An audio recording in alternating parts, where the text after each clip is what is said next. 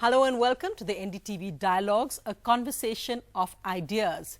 Tonight, our big idea is the story as the new hero in Bollywood. And to discuss that with me are two outstanding actors, Vidya, Balan and Emraan Hashmi, with me in studio. Thanks very much for joining me. Thank you. Vidya, with, Tanu Weds Manu Returns, Piku, etc. Suddenly, 100 crores being made about a film where the script, many would say, of course, the actor and actresses are integral parts, but the script is the hero. Would you agree? Oh, absolutely. And I think... it's not a worrying thought? No, I think that's a fabulous thing to have happened. And I've been seeing this change for the past 5-6 years with the kind of films that I've done. You know, I've tried different kinds of films and they've worked right from Ishqiya and a No One Killed Jessica to, of course, then the Dirty Picture and Kahani. But so I really think that today more than ever, audiences are open and willing and welcoming of different kinds of content. In fact, interestingly, because you've had like big star movies, you've had Bombay Velvet recently, which was a flop, which people didn't expect, because you had a big star in that. Does that open it up for other stars who may not fit the conventional superstar mold? Yeah, sure. I think definitely. I mean, the calling is that content is here to stay, and you can't really bulldoze people into the hall just out of this, you know, marketing push. Generally, when you see you put in big bucks into marketing, and you get a big star, and say that okay, content might be mediocre, but the audience is going to get really excited and is going to go to the cinema halls to see it. We've realized in the past couple of years, which is also a very interesting trend, the audience has become so smart, they can sense something from the first promo. They get a whiff of it, and you know that, you know, it's gone wrong from the first day when the film opens up. They have known that, you know, these guys are fooling us. This is not a film, this is a proposal, and that's a big difference.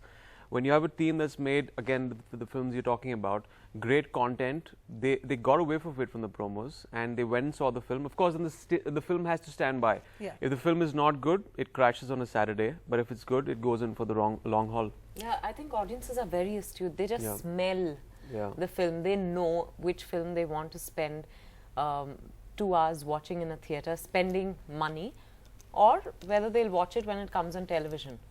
But do you find that sometimes that, you know, Bollywood always looks for formulas, and then it tends to be that this also falls into a formula. Acha ki, you know, that Vidya will do a certain kind of movie which is about the script, but she won't do the movie which is the big Khan film, or she won't be the co-star with the big Khan. You're completely wrong about that. Why is that? Because somebody described you once as the fourth Khan. Is that why? No. It's only because there's not much for me to do in a Khan film.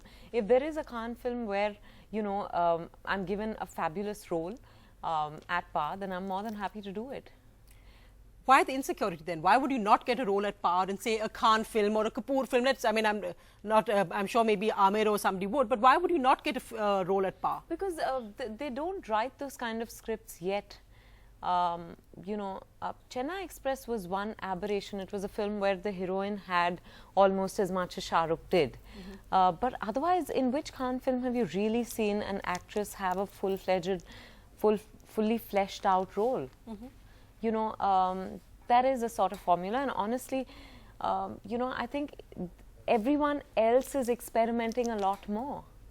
Emraan, let me ask you the reverse of that question in a sense. Do you then get perhaps say that, okay, when you have a heroine as strong as Vidya Balan, do you feel perhaps that, okay, how do I make sure that my space is safeguarded, or it's not, because there is always the traditional patriarchy of Bollywood as well. You don't compete with someone you're dancing with. You know. Yes, you do. On many films, you see that. You see that in the industry, and I think it's also a temperament. It is your outlook to life, and you know, I know there are a lot of insecurities that always, you know, they're riding in every industry, but I have seen the film. I see it in totality. I don't kind of fight over dialogues. I know the actors who do that, and you know, you want to know what the person next to you is saying. Like I'll give you a very good example. I worked with Ajay Devgan on a film Once Upon a Time in Mumbai, and I got a great lesson from him. He's a senior actor, and he just let me take scenes when they were meant to be my scenes in the film. He never argued with the director, and he just said that this is this boy's scene and he should take it. And I think that's what film should be. It's a story, and everyone has a part to play, and everyone contributes. The problem is when we get into the discussion of one thing being the center of everything. I've never believed that. I've always believed that, you know, it's a team. I've never negated everyone's contribution. And I know some people do that, they negate it. And I find that extremely foolish. You should take the contribution of a cinematographer, an actress, an actor, a supporting cast, a director, the sound. But some people don't do that. And I've always had that thinking because I've started off as an assistant director. I think I'm thankful to that phase where I saw every unit participating and contributing to a film.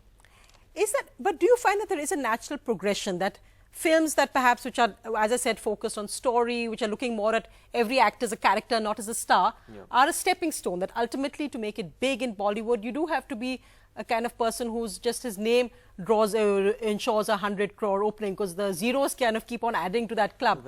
Is that something you aspire to or look to? No. Would you want to be in a Karan Johar movie? No, I obviously there are scripts that even if a Karan pens a script and I love the story, I would do it for those reasons. But I wouldn't do it just because a director has given a 100 crore film the last Friday. I know, and certain humility says that even I can go wrong after giving a 100 crore film.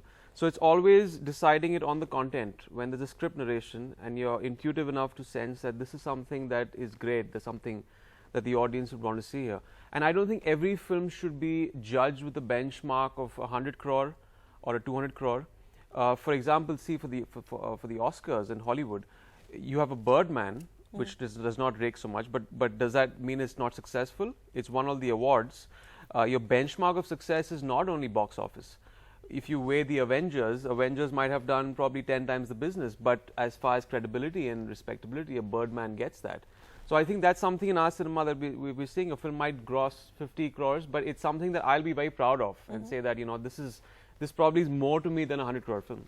Also, I think people tend to ignore the fact that, the ratio of cost of production to profit is very crucial in determining whether the film is done well. So if it's an 80 crore film... You don't like a CEO's wife now. Yeah, no, but I've begun to understand these things because it doesn't matter if you made 100 crores and your film cost you 60 or 80 crores, and it really doesn't matter. How have you managed to retain your essence? How have you managed to remain Vidya Balan industry, which often tries to define somebody, put them into slots, has the rat race of are you number one today, number two, number three? How have you managed to retain that essence, even at a time when people will say, oh, this is a film where a lot rides on because your last few films haven't been successful. Right. Sometimes it's about Friday to Friday. No, not sometimes. It is a business at the end of the day. So it is a lot depends on how your film fares on that Friday. But I think that is a business of cinema. For audiences, they still treat you the same, so that's very reassuring. Having said that, I think I love what I do, but I enjoy the fame and the adulation and the applause and all of it. But at the end of the day, I'm just a girl who's very passionate about my work. And I don't take it all too personally. I don't read any of the newspapers, and I don't watch entertainment news.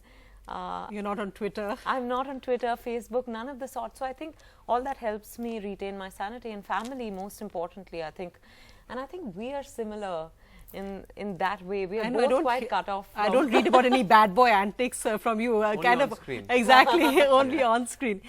Now, I asked about pressure because there was, of course, this sad incident last week where a young Telugu actress actually died apparently out of complications after she had a liposuction surgery. And I remember thinking, in a sense, how in The Dirty Picture, when again Silk Smitha died in tragic circumstances, and the kind of pressure which happens when you perhaps have seen success, then it goes away for a while, you get desperate. Recently, the case where one actress was, a national award-winning actress was actually accused of being in the porn industry. Yes.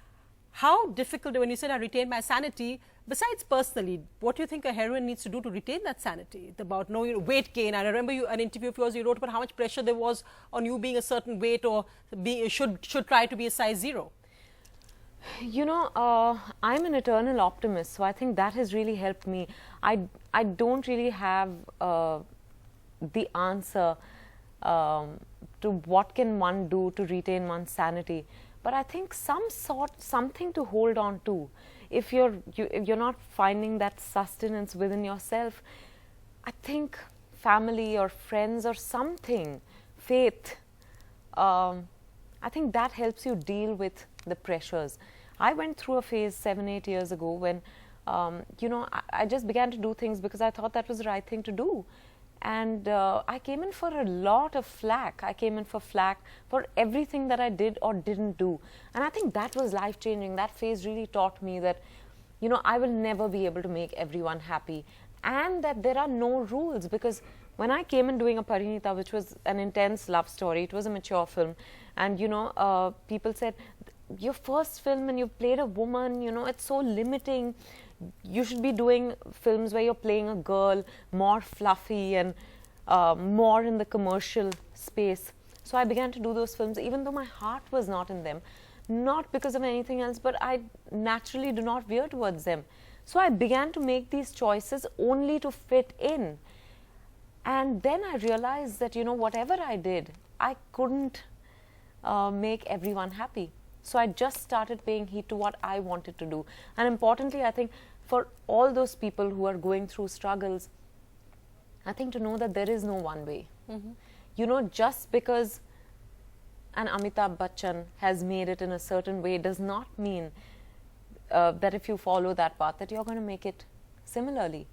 You carve your own path. Exactly, and it's not about how you look and weight and stuff like that. Emraan, how do you deal with it? Because again, you said it's you know, ego. It's not about ego and cutting scenes. But when a film flops, so 2 films flop in a row, there always you'll find people write your obituary before the person's dead or before, in a sense. How do you keep going? You don't listen to those people.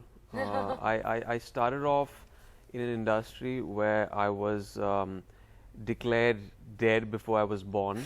My first or second film, and they said that he's not an actor, he doesn't look traditional star material. I started off as a supporting actor. My second film was, I played a villain. I aspired to go into main lead roles, but people said, you know, just stick around to this. And, you know, my family also was scared for me. They said, you know, don't venture out there.